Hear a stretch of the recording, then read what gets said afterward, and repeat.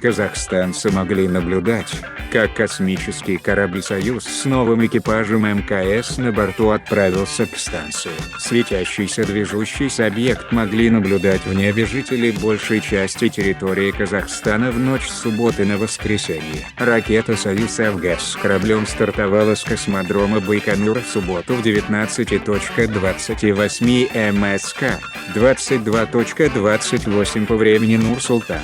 Через 9 минут после старта корабль отделился от третьей ступени ракеты и взял курс на МКС. Он представлял собой быстро движущийся светящийся шар. Отметим, что «Союз» пристыковался к Международной космической станции на 4 минуты раньше запланированного. 4:47 по времени Нур-Султана. Спустя приблизительно 2 часа Александр Скворцов, Лука Парметана и Эндрю Морган перешли на борт МКС. На этом у нас все. Кому понравилось, ставим лайк, подписываемся на канал, жмем на колокол, чтоб не пропустить новое видео. Всем пока-пока.